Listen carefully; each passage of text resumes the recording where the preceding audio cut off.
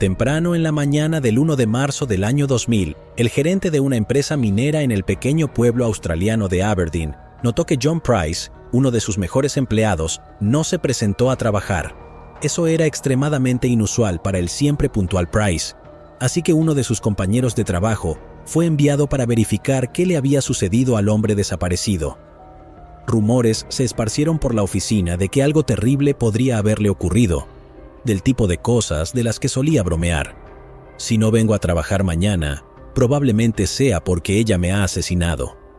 La mujer a la que se refería era su propia pareja, Catherine Knight, y digo bromas, pero parecía menos un poco de humor inofensivo y más como una advertencia ominosa. Todos sabían que Cathy tenía un temperamento explosivo, pero durante el último mes parecía que realmente estaba perdiendo el control. Solo 2 días antes, Price había huido a la casa de un vecino para escapar después de que ella le arrojara un cuchillo de carnicero a la cara y amenazara con cortarlo. Todos le habían dicho que se alejara de ella después de eso, especialmente porque sus informes contradictorios hicieron que la policía ni siquiera la arrestara. Cathy todavía estaba libre para atormentarlo, así que tal vez regresó para terminar el trabajo.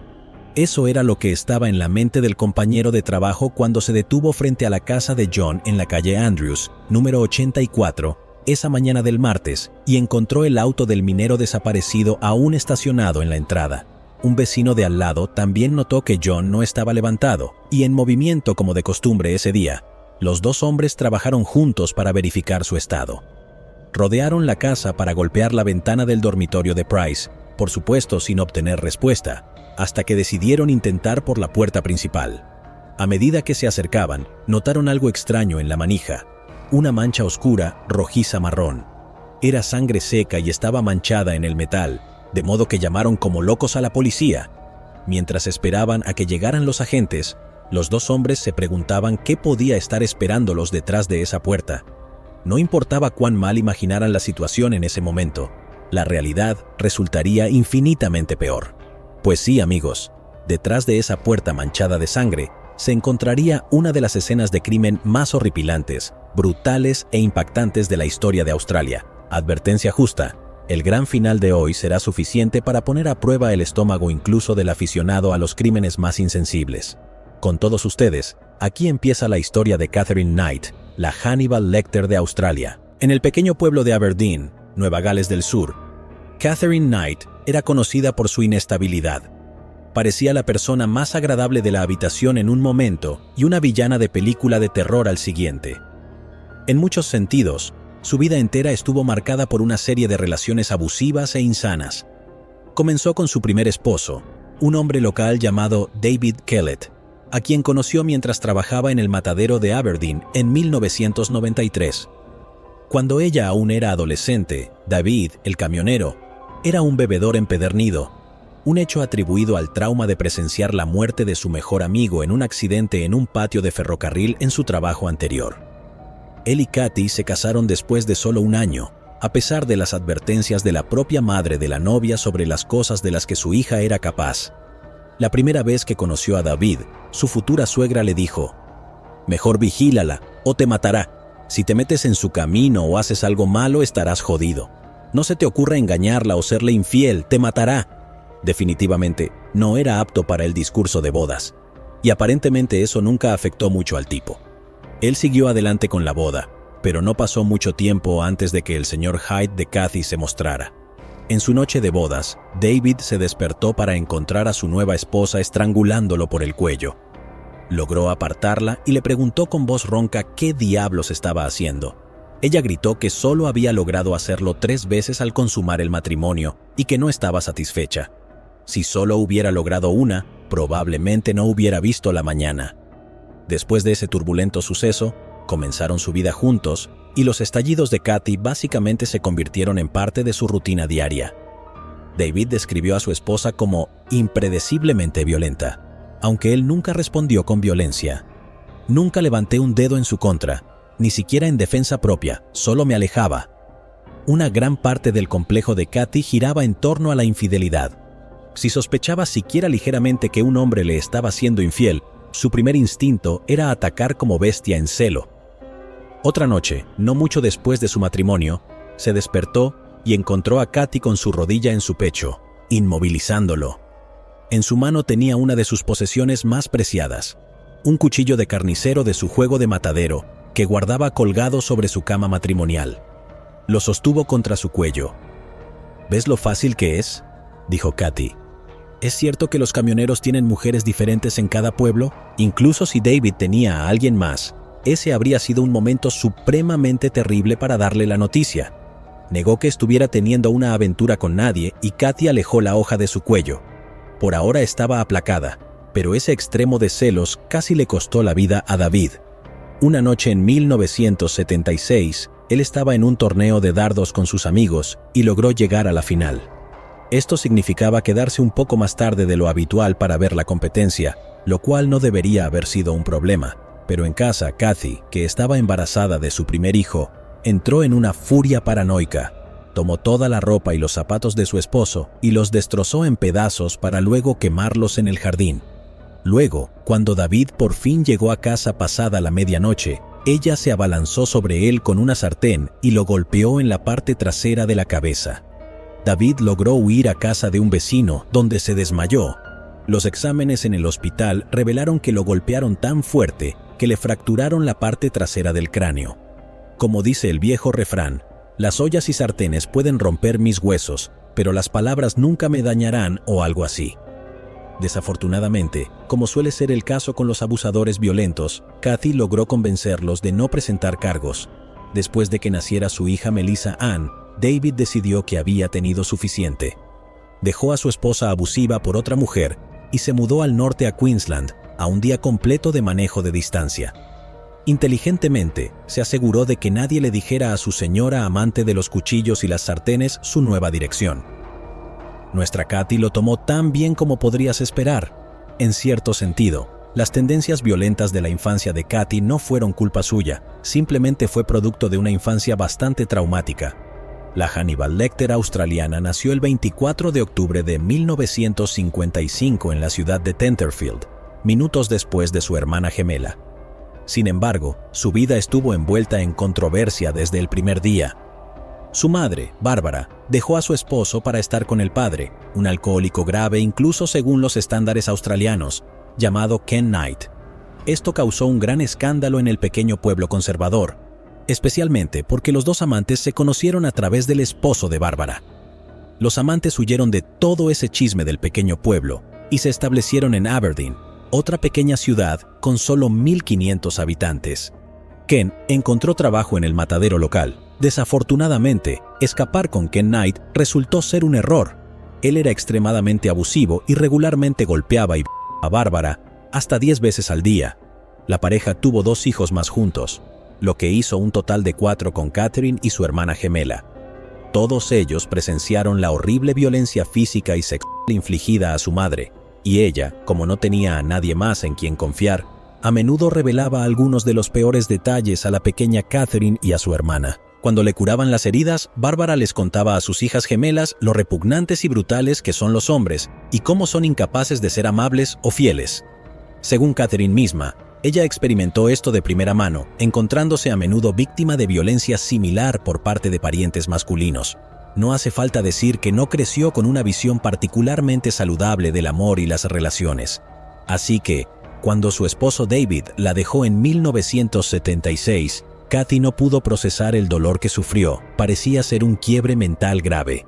Al día siguiente de que su esposo se fuera, alguien local la vio caminando por la calle principal con un recién nacido en un cochecito. Ella la estaba sacudiendo violentamente de un lado a otro, mientras la pequeña bebé Melissa lloraba en su interior por esa misma razón. Más tarde ese día, la policía llegó a su casa para arrestarla por poner en peligro a su hija lactante. Kathy fue ingresada en el hospital de Sonoma y diagnosticada con depresión posparto. Después de solo unas semanas de tratamiento, fue dada de alta. La madre amorosa fue reunida con su hija, quien procedió a abandonarla en una línea de ferrocarril minutos antes de que llegara un tren. Afortunadamente, un recolector local conocido como el Viejo Ted vio el cochecito en las vías y logró salvar a la bebé de 2 meses con solo segundos de margen. En ese momento, la madre amorosa estaba vagando por la calle principal, amenazando a la gente con un hacha robada. Kathy fue ingresada nuevamente en un hospital psiquiátrico, pero de alguna manera fue declarada cuerda y se le dio de alta al día siguiente. No hubo cargos por intento de asesinato, ninguna intervención de los servicios de protección infantil, simplemente se le permitió caminar libremente como si no hubiera intentado deshacerse de su hija como un villano de una vieja película del oeste. Esta vez, Kathy decidió que no era necesario descargar su dolor en la niña, tenía que encontrar al hombre que le rompió el corazón. Más tarde esa semana, agarró a una de sus compañeras de trabajo en el matadero y le cortó la cara. La mujer aterrorizada se vio obligada a hacer un viaje improvisado por carretera a Queensland para que Kathy pudiera encontrar y apuñalar a su esposo desertor, lo cual suena como una trama genial para una película de amigos, pero una experiencia aterradora en la vida real. En algún momento del camino, el dúo se detuvo en una estación de servicio de autopista y la rehén logró escapar. Cuando regresó con ayuda, Kathy ya había encontrado un reemplazo. La policía llegó y la encontró sosteniendo a un joven mecánico con un cuchillo en el cuello. Según los informes de noticias, los policías luego la atacaron con escobas para quitarle el cuchillo de la mano, lo que sugiere algunos problemas de financiamiento bastante graves en la nueva fuerza policial del suroeste. Después de ser derribada y arrestada, Kathy fue enviada al hospital psicológico Morris para recibir la ayuda que necesitaba. Se agregó el trastorno límite de la personalidad a su historial. Más tarde, les contó a las enfermeras que su plan era matar a David, a su madre y también al mecánico, cuyo único delito fue arreglar el auto de su esposo fugitivo durante el viaje hacia el norte. Las cosas se volvieron aún más tristes a partir de aquí, porque cuando las noticias del completo colapso mental de Kathy llegaron a David en Queensland, él no pudo evitar sentirse culpable por el estado psicológico de su posible asesina. Terminó rompiendo su relación con su nueva pareja y regresando al sur con su madre para cuidar de Kathy. Así que la familia intentó comenzar de nuevo en Brisbane e incluso trajeron otro hijo a ese ambiente tóxico en 1983. Supongo que Kathy debe haber prometido con el meñique no arrojar a este frente al transporte público. Para agregar insulto a la herida, la dedicación autodestructiva de David no fue suficiente para Kathy al final. Al año siguiente, ella lo dejó y regresó a Aberdeen con sus 2 hijos. Volvió a trabajar en el único lugar donde se sintió completamente satisfecha, el matadero de Aberdeen. Allí podía liberar toda su frustración y tormento interno cortando la piel del ganado y despedazando los cadáveres de cerdos. Según todos los informes, era bastante buena en eso. En 1970, Kathy dejó la escuela sin apenas calificaciones. A los 15 años no sabía leer ni escribir. La mayoría de los profesores y estudiantes se alegraron de verla irse, ya que su paso por la educación fue tan estable como sus futuros matrimonios. Kathy era conocida por intimidar alegremente a los niños más pequeños e incluso atacó a un niño con un cuchillo durante el recreo. La paria violenta incluso se enfrentó a un profesor en un momento dado, y más tarde se determinó que el adulto actuaba en legítima defensa contra la adolescente con el cuchillo. Ese tipo de historial generalmente no es bien visto por los departamentos de recursos humanos, pero Kathy tuvo suerte de que el empleador más grande de Aberdeen siempre necesitara jóvenes con talento y pasión por los cuchillos. 12 meses después de abandonar la escuela, estaba trabajando en lo que ella llamaba su trabajo soñado, limpiando sangre y tripas en el matadero de Aberdeen. En los días más calurosos del verano, se podía oler el hedor acre que se propagaba por toda la ciudad, pero Kathy nunca fue más feliz que cuando estaba inmersa en los pasillos empapados de sangre. A pesar de su profundo resentimiento hacia su padre abusivo, todavía lo idolatraba por su trabajo en el matadero y estaba emocionada de seguir sus pasos. Después de unos meses limpiando y arrastrando cadáveres para su eliminación, la gerencia quedó impresionada con su entusiasmo. Aunque en el trabajo de un matadero seguramente existe algo como demasiado entusiasmo. Kathy fue ascendida a deshuesadora del ganado y recibió su primer juego de cuchillos profesionales para matadero. Estaba tan orgullosa de sus nuevas cuchillas que decidió llevarlas a casa todas las noches para limpiarlas y mantenerlas en buen estado. Otra gran señal de alerta, seguro. Después de afilar y pulir las cuchillas, siempre las colgaba sobre su cama. Ella decía, siempre estarían a mano si las necesitaba. Ya sabes, por si acaso tienes el impulso abrumador de hacer un poco de matanza doméstica. En este punto, hay un 60% de superposición entre las biografías de Katherine Knight y Leatherface. Pero en ese momento la gente nunca vio a esta joven carnicera trabajadora como una amenaza. Uno de sus antiguos compañeros de trabajo la recordaba como una chica amable y animada a la que no valía la pena mirar 2 veces si te cruzabas con ella en la calle. Esa dualidad era su mayor ventaja. Kathy podía ser cálida y encantadora, lo suficiente como para tranquilizar a la gente y luego cambiar en cuestión de segundos. Todos sus seres queridos eran conscientes de este lado oscuro y perturbado de su personalidad, pero ninguno de ellos sospechaba hasta dónde llegaría eventualmente. El alivio del estrés que le ofrecía el matadero fue arrebatado cuando sufrió una lesión en la espalda en el trabajo a mediados de los 80 y tuvo que jubilarse prematuramente. Ahora, sobreviviendo con una pensión por discapacidad, recibió ayuda del gobierno para conseguir una casa familiar en Aberdeen para ella y sus 2 hijas. Decoró su nueva casa con su propio estilo particular. Cada rincón, pared y techo estaba cubierto de parafernalia parecida a la de un asesino en serie, como huesos de animales, pieles de animales, trampas oxidadas de animales, cuchillos y horcas. Si Kathy no podía ir al matadero, entonces ¿por qué no llevar el matadero a su casa de más de una manera? Poco después de mudarse, conoció a un nuevo interés amoroso llamado David Saunders. Imagina ir a la casa de tu novia por primera vez y ver una horda de cráneos de vaca mirándote desde la pared del dormitorio. Dudo que alguien logre 3 rondas con esa audiencia observando.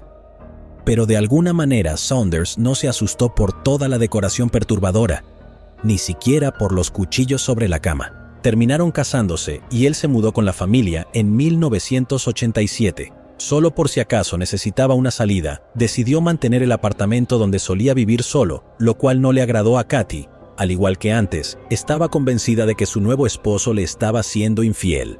Lo que necesitaba era enviar una señal clara. Esto es lo que te pasará si te metes conmigo a mis espaldas. Después de una discusión particularmente violenta, Kathy salió al jardín trasero y agarró al cachorro de dingo de 8 semanas de Saunders.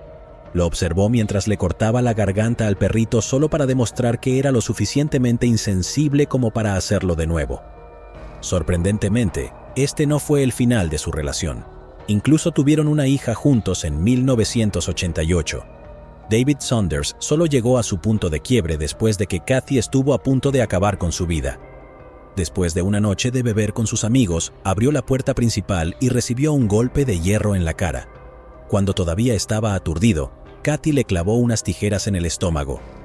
Estas pequeñas emboscadas asesinas podrían haber sido su forma de mostrar cuánto le importaba. Saunders tuvo que dejar su trabajo y esconderse en otra ciudad para escapar de ella, y cuando regresó después de 7 meses para visitar a su hija, la policía le dijo que Kathy había solicitado una orden de aprehensión por violencia en su contra. Tras la partida oportuna de Saunders, Kathy se embarcó en una nueva aventura romántica, la más estable de su vida. Esta vez fue el turno de un hombre mayor llamado John Chillingworth, que había trabajado con ella en el matadero durante años. Chillingworth había admitido que había visto el lado malo de Kathy, pero nunca se sintió amenazado. Tuvieron un hijo juntos en 1991 y permanecieron juntos durante otros 2 años. Luego, cerca de la Navidad de 1993, Chillingworth descubrió que Kathy estaba teniendo un romance. Terminó la relación y Kathy decidió mudarse con su amante secreto, nuestro hombre desaparecido desde el comienzo del episodio, el señor John Price. Era un hombre trabajador y apreciado, con el icónico corte de pelo rizado de un típico hombre australiano. Hasta ahora has visto exactamente de lo que Kathy era capaz, y tampoco era un secreto en el pueblo. Pero de alguna manera, Price debió haber visto algo en esta madre de 4 hijos de 38 años, con un largo historial de casi matar a sus amantes, una casa como la guarida de un asesino en serie y una obsesión poco saludable por los cuchillos. No es exactamente mi tipo, pero cada quien lo suyo. John era un minero con un salario bastante sustancial y un estilo de vida cómodo. Vivía con sus 2 hijos adolescentes de una relación anterior. Kathy tenía sus propios hijos pequeños, que se llevaban bien con muchos de ellos al principio. Pero las cosas pronto se pusieron amargas después de que John revelara que no estaba particularmente interesado en casarse de nuevo. Ambos eran de mediana edad, y él simplemente no veía mucho sentido en eso. Después de eso, el lado oscuro de Kathy salió a relucir poco después de que se mudaran juntos en 1995. John fue llamado a la oficina de su supervisor y se le pidió que tomara asiento. La gerencia le presentó un video desde dentro de su propia casa que mostraba lo que parecía ser propiedad robada de la empresa, kits de medicamentos escondidos en un armario. John les suplicó que nunca robó los kits. Eran solo unos viejos que había rescatado de la basura, pero no había nada que pudiera hacer para convencerlos. A pesar de haber trabajado allí durante 17 años, lo despidieron en el acto. Y no había duda de quién enviaría el video. Esta era la venganza de Kathy por la falta de anillo en su dedo. Fue echada por John tan pronto como llegó a casa, pero solo unos meses después volvieron a salir. Él la mantuvo a distancia, negándole que volviera a mudarse por el momento. La mayoría de sus amigos estaban furiosos de que siguiera viéndola y se negaron a hablarle mientras estuviera con esa abusadora. Por otro lado, Kathy no estaría satisfecha hasta que pudiera volver a jugar a las familias felices, y los dos se unieron en santo matrimonio. Así que sus discusiones se volvieron aún más frecuentes y explosivas. Cada vez que John huía de ella aterrorizado, ella lo inundaba de disculpas y culpabilidad, y volvía. Las cosas continuaron así durante años. La pareja se reunía y se separaba una y otra vez, hasta que Kathy decidió que había tenido suficiente. Era hora de un ultimátum. En 1999, Catherine Knight le dijo a su propia hija: «Le dije que, si me tomaba de vuelta esta vez, sería hasta la muerte. Si mato a Price, me mataré después». Lo que, por cierto, nos lleva de vuelta a esa fría mañana de marzo en el año 2000, cuando el vecino y compañero de trabajo de Price se quedó en su puerta delantera con el corazón acelerado al notar la mancha oscura de sangre en el picaporte. Durante los meses anteriores, John había estado yendo a trabajar con cortes y moretones frescos. Los ataques de su pareja se volvían cada vez más brutales día tras día.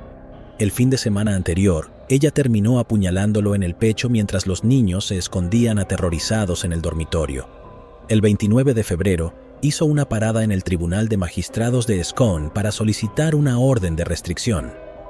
Sus compañeros de trabajo trataron de convencerlo de que no volviera a casa ese día, pero John estaba aterrado de lo que podría pasarle a sus hijos si no regresaba allí y los sacaba. No tenía idea de que Kathy ya los había enviado a un pariente en preparación para la noche muy especial que tenía en mente. Los oficiales de policía Matthews y Furlonger respondieron a la llamada esa mañana y llegaron a la casa de Price justo después de las 8:10 de la mañana. Los dos hombres, esperando en el jardín delantero, señalaron la sangre en el picaporte y explicaron sus sospechas sobre la infame novia inestable del propietario. Entonces, los policías fueron alrededor de la casa y patearon la puerta trasera. En la tenue luz del pasillo lúgubre, el oficial Matthews distinguió lo que parecía ser un trozo de tela colgando del techo. Había algo colgando que bloqueaba mi entrada. Pensé que parecía algún tipo de manta. Usé mi mano izquierda para apartarla y recuerdo sentir frialdad. Miré hacia abajo mi brazo izquierdo y estaba cubierto de sangre. No podía entender por qué mi brazo estaba sangrando, pero no era su sangre. Fue entonces cuando Matthews registró la extraña textura de la manta contra su brazo y el brillo escarlata púrpura en el suelo y los agujeros para los ojos. La manta que acababa de apartar era en realidad la piel de John Price, quitada en un solo pedazo completo, aún resbaladiza con sangre. Colgaba del gancho de carne fijado al techo del pasillo. Los oficiales esperaban una llamada rutinaria de violencia doméstica, tal vez un asesinato en el peor de los casos. Sin embargo, lo que no esperaban era ser arrojados de cabeza a un nivel de Silent Hill. «Vi un torso en el suelo sin cabeza, sin genitales», relató Matthews. El cuerpo desollado y desmembrado de Price, de 44 años, había sido apuñalado 37 veces, con heridas profundas que perforaron los pulmones, el hígado, los riñones y seccionaron la aorta. Esto dejó un vasto charco de sangre en el suelo de la sala donde se encontró el cuerpo. El cuerpo había sido despedazado por una mano experta, por alguien que sabía cómo quitar toda la piel desde la cabeza, la cara, la nariz, las orejas, el torso, el cuello y los órganos genitales y las piernas en una sola pieza. Pero la peor vista estaba en la cocina. En la cocina, sobre la estufa, había una olla grande de sopa con la cabeza desollada de John Price flotando en una mezcla sangrienta entre papas y repollo. Comparado con ese espectáculo de horror, el comedor en realidad estaba bastante presentable. La mesa estaba lista para la cena. 2 platos estaban sobre la superficie de la mesa, un bistec y un lado de vegetales en cada uno. Junto a ellos había trozos de papel doblados con los nombres de los hijos de John escritos en ellos. marcando dónde se suponía que debían sentarse. Como probablemente te habrás dado cuenta, la carne servida esa mañana era en realidad la carne de la víctima misma, cortada de sus nalgas. Parece que el asesino planeaba alimentar con él a sus propios hijos. Y allí, tumbada catatónica en el suelo del salón, estaba la culpable. Después de matar brutalmente, descuartizar y desollar a su pareja, Catherine Knight había tomado una mezcla de pastillas en un aparente intento de suicidio. Permanecía allí sin respuesta y fue llevada al hospital en una ambulancia. Los detectives luego se dedicaron a la desagradable tarea de reconstruir una narrativa coherente a partir de los montones de sangre en la escena del crimen más atroz de sus carreras, por mucho. El detective Bob Wells fue el investigador principal del caso y quien tenía programado interrogar a Kathy una vez que se hubiera estabilizado en la unidad de cuidados intensivos del hospital. Hasta entonces, pudo armar una imagen lo suficientemente clara de lo que había sucedido esa noche, basándose solo en la evidencia física. El colchón en el dormitorio principal estaba empapado de sangre, lo que indicaba que Kathy se había abalanzado sobre la víctima mientras él estaba en la cama. Rastros de sangre y huellas de pisadas que conducían por el pasillo mostraban que él debió haber despertado gritando y trató de escapar hacia la puerta principal. Salpicaduras de sangre en las paredes revelaron que ella lo persiguió apuñalándolo por la espalda y los costados mientras huía. John realmente logró llegar afuera de la casa, como lo demostraba la sangre en el picaporte de la puerta. Pero en ese punto, ya estaba bien encaminado para desangrarse para cuando llegó al escalón delantero, estaba demasiado débil para resistir. Kathy lo agarró con todas sus fuerzas y lo arrastró de vuelta al interior para terminar el trabajo.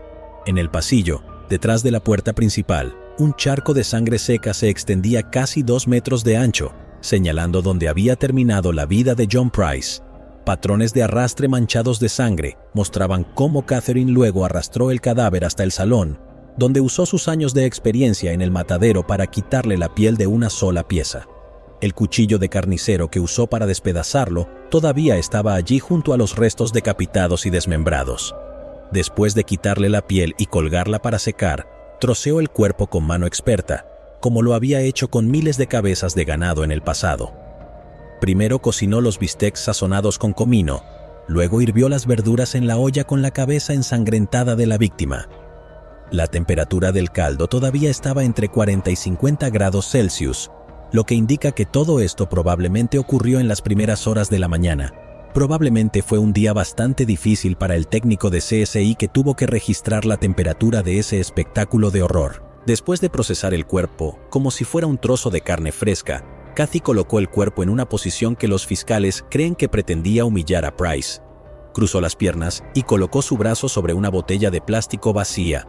Encima de una foto de Price, dejó una nota escrita a mano apenas comprensible que decía: «Es hora de que regreses, Jonathan, por haber violado a mi hija. Ahora le toca a Beck, la hija de Price, por Ross, por el pequeño John, su hijo. Ahora juega con el pequeño pene del pequeño John, John Price». Nunca se encontraron pruebas que respaldaran estas acusaciones de abuso. Antes de entrar, el detective Wells fue informado por los agentes que respondieron que era demasiado para ellos manejarlo. Incluso después de eso, quedó impactado por la brutalidad empapada de sangre de la escena.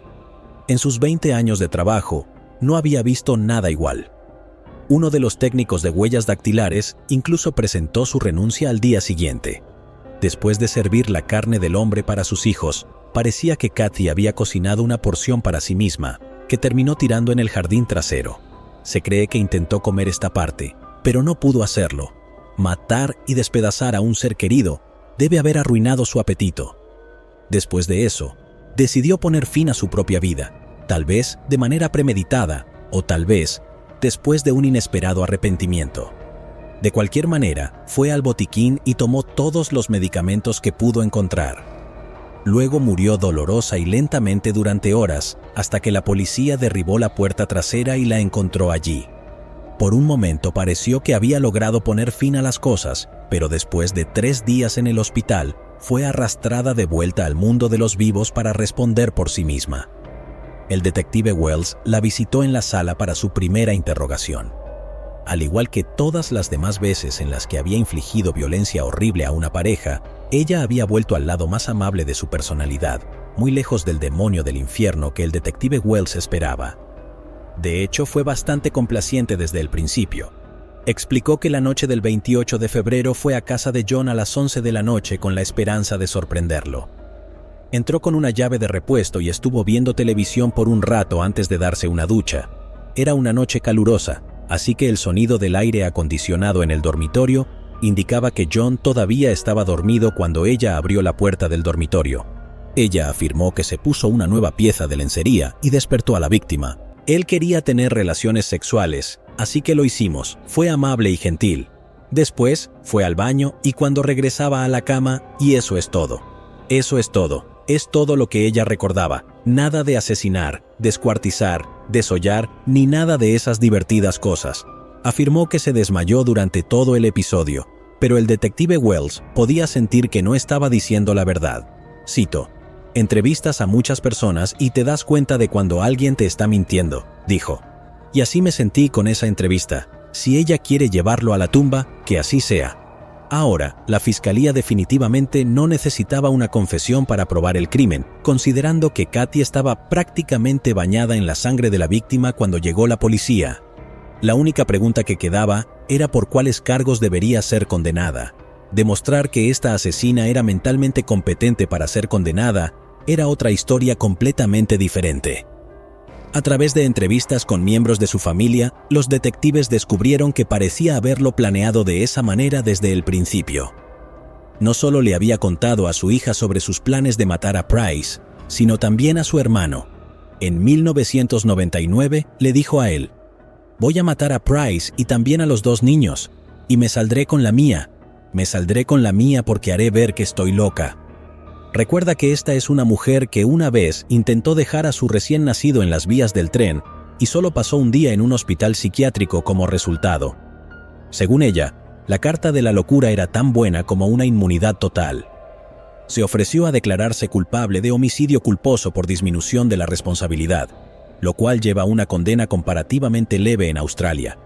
Pero desafortunadamente para la carnicera de Aberdeen, las pruebas no coincidían del todo con su historia. La precisión con la que desolló a su amante no sugería que una mujer actuara enloquecida o irracional. Como dijo el juez O'Keefe de la Corte Suprema de Nueva Gales del Sur, la forma en que se hizo el desollamiento fue tan experta que después de la autopsia, la piel pudo ser cosida de nuevo al cuerpo de Price de una manera que indicaba una metodología clara y apropiada, aunque macabra. Sí, antes del funeral, lograron envolver la piel de nuevo al hombre asesinado, como si estuvieran volviendo a empaquetar un trozo de carne, quedando como si fuera nuevo. Si esa imagen te resulta incómoda, considera la alternativa. ¿Qué diablos planeaba Kathy hacer con la piel humana una vez que se secara? Tal vez estaba planeando tomar una hoja del manual de artesanía de Ed Gein. Los psicólogos y psiquiatras del caso nunca presentaron la defensa de la locura. Cuando comenzó el juicio en octubre de 2001, uno de ellos le dijo al tribunal: «El problema no es que ella no supiera que estaba mal hacer esas cosas, sino que no le importaba hacerlas. La insensibilidad no es una falta de conocimiento de lo que está bien o mal». Como cualquiera que haya salido con ella sabía, Kathy era simplemente una persona excepcionalmente cruel, dispuesta y capaz de apuñalar, golpear y aterrorizar a las personas más cercanas a ella. Y en cuanto empiezas a matar cachorros, perdiste cualquier oportunidad de simpatía de la multitud en Internet. La acusada se mantuvo en su historia de amnesia y se declaró inocente, pero poco después de que comenzara el juicio, debe haber visto que era una causa perdida y cambió su declaración. El juicio fue aplazado antes de que el primer testigo subiera al estrado. El juez O'Keefe concluyó la sentencia diciendo que los últimos minutos de su vida deben haber sido un tiempo de terror absoluto para él, mientras que para ella fue un tiempo de disfrute total. La única pena apropiada para la acusada es la prisión de por vida y nunca se debe considerar la libertad condicional para ella. Y así, Katherine Knight, el propio monstruo de película de terror de Aberdeen, se convirtió en la primera mujer en ser condenada a cadena perpetua sin posibilidad de libertad condicional en Australia. Fue trasladada a la prisión de Silverwater y sus documentos llevaban la inscripción «Nunca ser liberada». Kathy Knight apeló su condena una vez en 2006, pero fue denegada. Aún sueña con anular la decisión de no tener libertad condicional y volver a caminar libremente. Si la comunidad alguna vez lo permitirá, es otra pregunta por completo. A pesar de la innegable tragedia del comienzo de su vida, la vida adulta de Kathy fue un desfile de horror absoluto, ya que se volvió cada vez más perturbada. Aparentemente, aunque ha logrado cambiar las cosas un poco tras las rejas, en 2020, John Chillingworth, el tercer compañero de Kathy y el único al que no pudo dominar, reveló que aún la visita en prisión. Según él, ya no representa un riesgo para la sociedad. Hace clases de cerámica y es bastante buena en ello. Le gusta pintar. Parece estar más tranquila y se lleva bien con las otras chicas. Es como un gran dormitorio, pero se lleva bien con todos. La llaman abuela. Oh, qué dulce. Excepto que la receta secreta de la sopa de esta abuela tenía un poco demasiado de restos humanos para mi gusto. Y el karma es un término relativo. Siempre y cuando no esté apuñalando y despellejando personas, obviamente está progresando. Es dudoso que algún juez crea que Kathy está suficientemente reformada como para ser reintegrada a la sociedad.